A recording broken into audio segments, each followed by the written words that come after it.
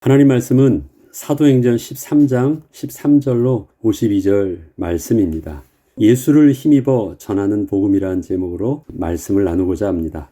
바울이 성령의 인도하심을 따라서 바나바와 함께 비시디아 안디옥에 가서 복음을 전할 수 있었던 그 기본적 배경에는 그곳에 유대인의 회당이 있었기 때문이었습니다. 그 지역이 비록 이방인들이 살고 있던 땅이었으나 그 지역에서 살던 유대인들과 유대교에 입교한 자들이라면 회당으로 다 모였기에 저들을 대상으로 해서 복음을 전하기가 수월했던 것입니다. 저들은 구약 성경에 익숙한 자들이었고 바울이 구약의 선지자의 메시지를 통하여 전하는 예수 그리스도의 메시지를 같은 역사적, 종교적, 신앙적 배경 속에서 접할 수 있었기에 바울은 이러한 저들을 향하여 어느 정도 공감대를 형성하며 복음을 전할 수 있었던 것이었습니다. 바울과 바나바는 안식일에 유대인의 회당에 들어가 율법과 선지자들의 글을 회중들 앞에서 크게 낭독하자 이를 특별하게 본 회당장의 부탁에 따라 그 내용을 설명하는 것으로부터 시작하여 복음을 전하게 되었습니다. 복음의 내용은 유대인들의 믿음의 조상되는 그 아브라함과 이스라엘의 최고의 영광이었던 다윗 왕의 이야기를 중심으로 설명해 나갔기에 유대인들은 아주 익숙하게 바울의 메시지를 들을 수 있었습니다. 이렇게 구약의 율법과 선지자들의 메시지를 시작으로 해서 결론적으로 부활하신 예수 그리스도까지 증거하게 되자 이 모든 내용을 다 듣게 되었던 회당에 모인 유대인들과 유대교에 입교한 경건한 이방인들은 바울과 바나바를 따르기 시작했습니다. 그리고 그 다음 주 안식일에 다시 한 번 더 설교를 부탁하였습니다. 42와 44절을 보면 그 복음 전도의 방법은 아주 효과적이었음이 이렇게 기록되어 있습니다. 그들이 나갈새 사람들이 청하되 다음 안식일에도 이 말씀을 하라 하더라. 회당의 모임이 끝난 후에 유대인과 유대교에 입교한 경건한 사람들이 많이 바울과 바나바를 따르니 두 사도가 더불어 말하고 항상 하나님의 은혜 가운데 있으라 권하니라. 그 다음 안식일에는 온 시민이 거의 다 하나님의 말씀을 듣고자 하여 모이니 이렇게 다음 안식일이 되자 지난 시간과 비교할 수 없을 정도로 그 지역의 온 시민이 거의 다 하나님의 말씀을 듣고자 하여 모이기 시작했습니다. 그런데 여기서 모인 사람에 대하여 우리가 관심 있게 볼 것이 있습니다. 소문을 듣고 안식일 회당에 모였던 대부분의 사람들이 유대인이거나 유대에 입교했던 경건한 이방인들이 아닌 그 지역에 살고 있던 일반 사람들, 즉 유대교와는 전혀 무관한 이방인들이었기 때문이었습니다. 어떻게 저들이 아브라함, 다윗, 세례 요한, 구약의 율법과 선지자들의 예언이 담긴 글들을 가지고 설명해 주었던 예수 그리스도의 복음에 그렇게 궁금하여 모일 수 있었던 것이었을까요? 저들은 이방인이었잖아요. 유대인들이었다라면 자기가 알고 있던 그 사실에 대하여 새롭게 인식하고 또 새롭게 이해할 수 있었기 때문에 좀 더 관심 있고 흥미가 있었을 수는 있어요. 그런데 그 다음 주에 왔던 온 시민이라고 기록된 그 사람들은 이방인들이었거든요. 전혀 그 배경이 없는 사람들입니다. 근데 어떻게 그 사람들이 다 모일 수 있었던 것일까요? 전혀 종교, 문화, 역사적 배경이 없는 상태에서 어떻게 성경의 말씀이 이방인들에게도 그렇게 어필이 될 수 있었던 것이었을까요? 특별히 한 가지 더 볼 수 있는 것은 45, 46절에서 보면 유대인들이 그 무리를 보고 시기가 가득하여 바울이 말한 것을 반박하고 비방하거늘 바울과 바나바가 담대히 말하여 이르되 하나님의 말씀을 마땅히 먼저 너희에게 전할 것이로되 너희가 그것을 버리고 영생을 얻기에 합당하지 않은 자로 자처하기로 우리가 이방인에게로 향하노라. 이렇게 이방인들은 모여서 바울의 메시지를 귀담아 듣고 믿음에 이르게 되는 것에 반해서 같은 종교적 배경을 가지고 있던 유대인들은 오히려 그 이방인들의 무리를 보면서 시기가 가득하여 바울이 말한 것을 반박하고 비방을 하고 있는 것입니다. 어떻게 유대의 배경이 전혀 없어서 유대인의 율법과 선지자의 글들에 아무런 공감대를 형성할 수 없던 이방인들은 그 성경을 가지고 예수 그리스도를 믿게 되고 오히려 안식일마다 성경을 암송하고 그 내용도 익숙하게 잘 알고 있던 유대인들은 더 믿지 못하고 배척하는 자리에 있게 된 것일까요?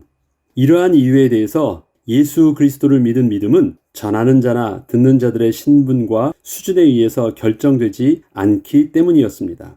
47절로 49절의 내용을 보면 이렇게 기록하고 있습니다.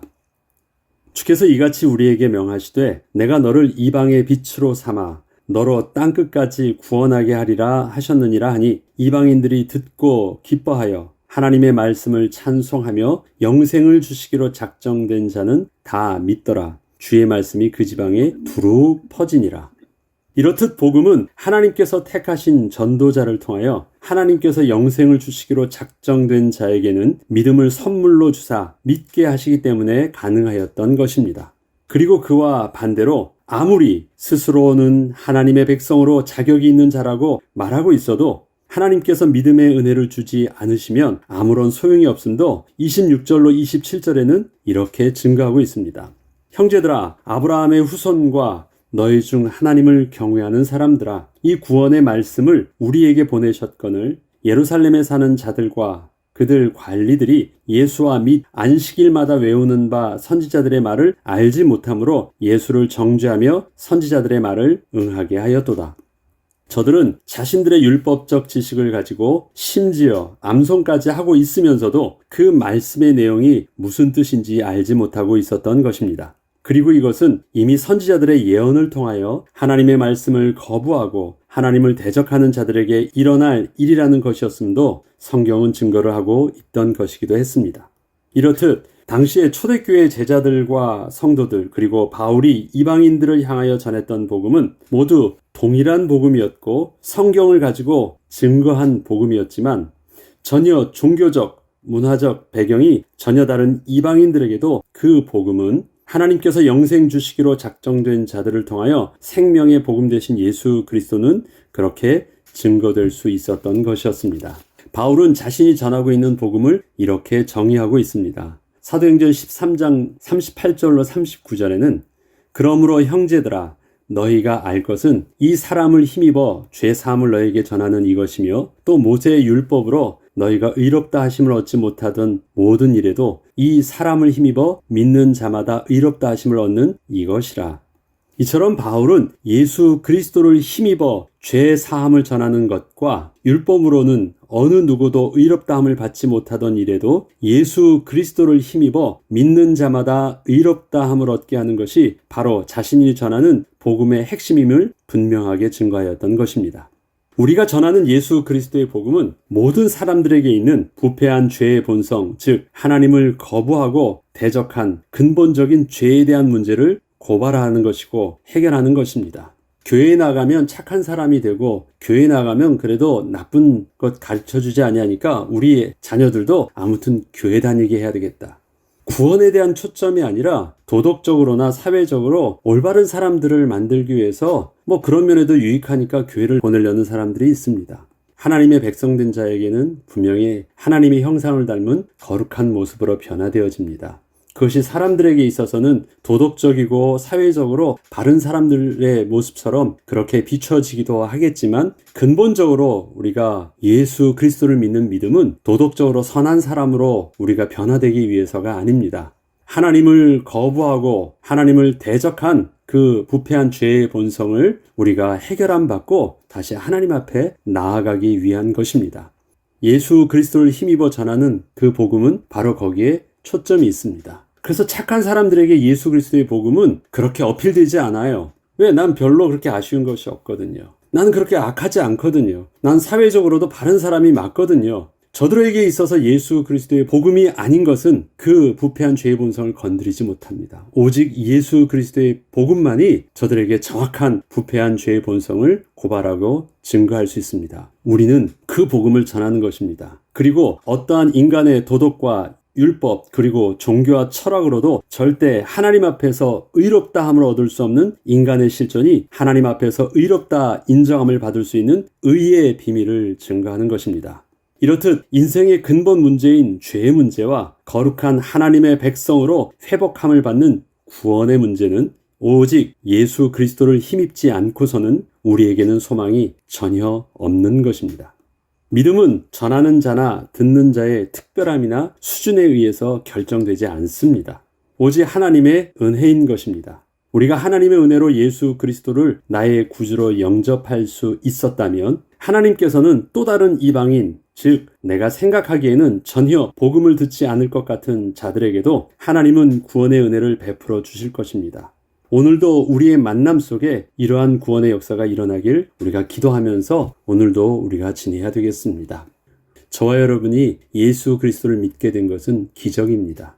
어떻게 믿을 수 있었을까요? 일평생 안 믿어지던 그 예수를 어떻게 내가 예수 그리스도를 믿는 그 믿음이 생겼을까요? 그것은 우리의 이해 차원이 아닙니다. 하나님께서 구원을 얻는 믿음을 우리에게 우리 심령에 성령으로 인하여 재창조하여 주고 변화시켜 주셨기 때문입니다. 그렇기 때문에 아직 예수 그리스도를 믿지 않는 우리 부모님과 우리 형제들과 우리 주변 이웃을 통해서도 하나님이 은혜 주시면, 하나님이 문을 열어주시면 구원을 얻을 수 있습니다. 복음은 증거되어지고 믿을 수 있는 것입니다. 예수 그리스도를 증거할 때 그 예수 그리스도의 이름이 힘입어 죄사함을 얻게 하고 힘입어 의를 얻게 하는 것입니다. 그래서 우리의 전하는 복음은 야, 너도 한번 교회 좀 다녀봐. 절대 이것까지 해결되지 않습니다. 너도 예수 믿으면 복 받아. 이렇게 해서도 해결되지 않습니다. 예수 그리스도를 통해서 하나님 만나는 그 비밀, 죄사함을 얻고 의를 얻는 비밀들이 온전히 증거되어질 때 성령은 비로소 역사하시게 될 것입니다. 그 전하는 복음, 이것은 또한 오늘도 우리가 설교를 듣고 오늘도 우리가 성경을 읽고 주의 말씀을 묵상할 때 먼저 기도해야 될 핵심 내용이기도 합니다. 하나님, 오늘도 설교를 들을 때 주의 말씀을 들을 때 예수 그리스도의 은혜의 복음이 증거되어지게 하시고 예수 그리스도의 복음이 내게 들려지게 하셔서 그 예수 그리스도의 이름을 힘입어 오늘도 내가 새 생명으로 재창조되어지게 하시고 믿음이 회복되어지게 하시고 우리의 병든 육신이 치유함을 얻게 하여 주옵소서. 오늘도 내가 예수 그리스도의 그 이름을 붙잡고 기도할 때 주께서 하늘문을 열어주시옵소서. 그것이 우리가 붙잡는 예수 그리스도의 이름인 것입니다. 기도하겠습니다. 하나님 아버지, 복음은 우리의 수준과 우리의 열심과 우리의 자격과 어떤 조건 때문에 가능한 것이 아니라 하나님의 전적인 은혜였습니다. 또 하나님의 은혜는 우리에게 예수 그리스도의 이름이 우리에게 구주로 들려지게 하셨고 믿어지게 하셨고 영접하게 하시는 성령의 역사로 말미암아 얻게 된 것이었습니다. 하나님, 참으로 그 은혜를 감사를 드립니다. 우리에게 주신 예수 그리스도의 구원의 복음이, 죄사함의 비밀들이 또 우리가 증거되어질 때 온전히 증거되는 핵심 비밀이 되게 하시고 그 가운데 우리도 알지 못했고 자기 스스로도 전혀 기대할 수 없었던 이 시대 하나님의 예비된 자들에게 그 복음이 온전히 증거될 수 있도록 하여 주셔서 우리를 통해서 맡겨주신 하나님 나라의 생명의 복음을 증거하는 전도자의 사명, 주님 부르시는 그날까지 온전히 또한 감당하게 하여 주옵소서. 오늘도 우리의 자녀들을 위해서 기도하며 우리의 후대를 또 우리의 부모님과 우리의 형제들을 위해서 기도할 때 주님, 저들에게 또 예수 그리스도의 은혜로 인하여 구원을 얻는 축복을 허락하여 주옵소서. 감사드리며 우리 주 예수 그리스도의 이름으로 기도합니다. 아멘.